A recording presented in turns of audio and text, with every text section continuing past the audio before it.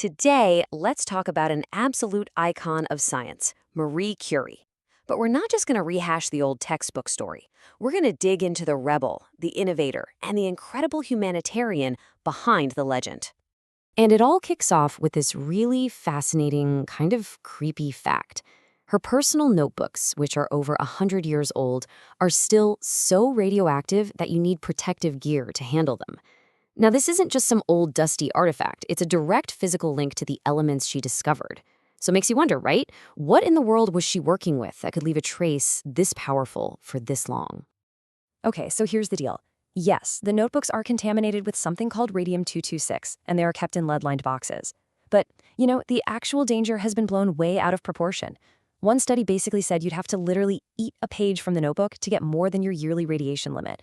So, the real story here isn't about some glowing, deadly object. It's about what it represents. Years and years of hands-on, relentless work at a time when nobody knew the first thing about the dangers of radiation.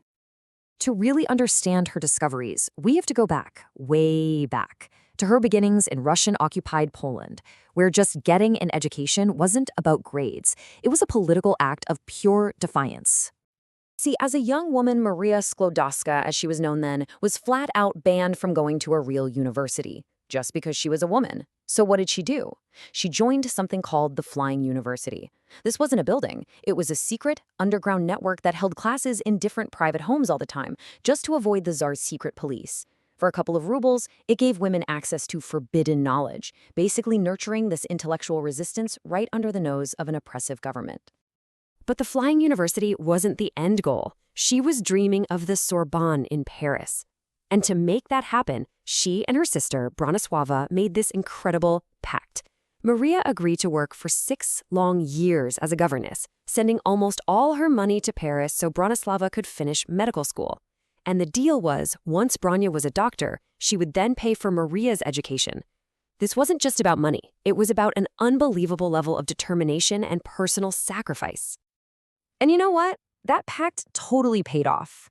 In 1891, Maria, who now went by Marie, finally made it to Paris, and her quiet, focused drive was about to start a massive revolution in the world of science. So for her PhD, she decided to study these bizarre, mysterious rays that had just been discovered coming out of uranium. She quickly realized there wasn't even a word to describe this thing, this spontaneous energy just pouring out of matter. So she made one up. Radioactivity. Just giving it a name was the first huge step toward understanding it. Now, this slide right here shows her single greatest idea, her biggest leap. Back then, everyone assumed these rays had to be from some kind of interaction between atoms, like a chemical reaction.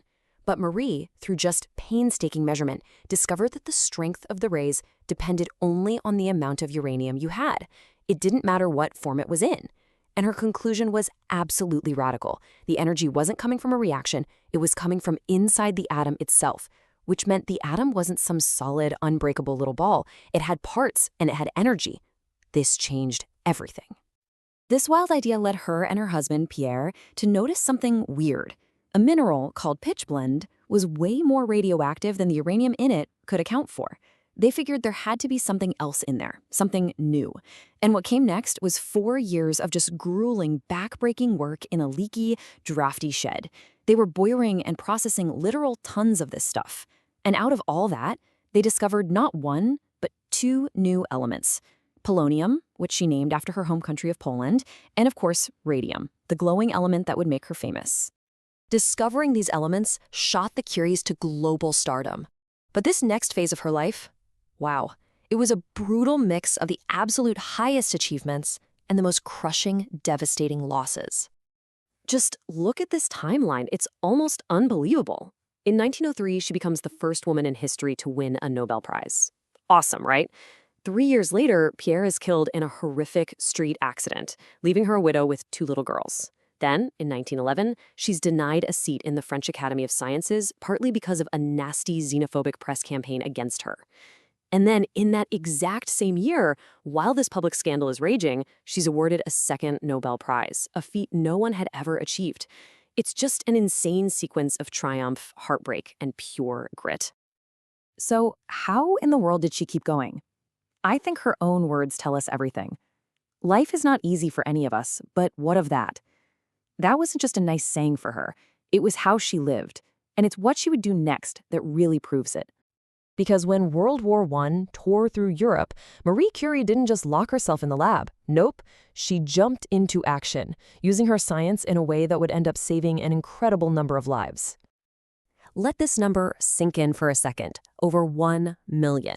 That's the estimated number of wounded soldiers who were examined by the X-ray units that she personally developed and put into the field.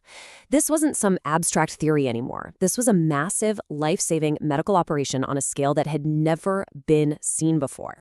So how did she pull it off? It was genius. She created what became known as the Petite Curie, or Little Curies. She got rich people to donate cars, and then she outfitted them with X-ray machines that were powered by the car's own engine. She then drove these mobile X-ray vans to the front lines herself, helping surgeons see bullets and shrapnel inside soldiers before they operated. Oh, and on top of all that, she trained her own teenage daughter, Irene, and 150 other women to be X-ray technicians. Just an absolute force of nature. And you know, through everything, this one thing really tells you who she was. The Curies had refused to patent how to isolate radium. They could have been fabulously wealthy, but they truly believed that scientific knowledge wasn't for personal profit. It was a gift that belonged to everyone. So what's the final echo of this incredible life?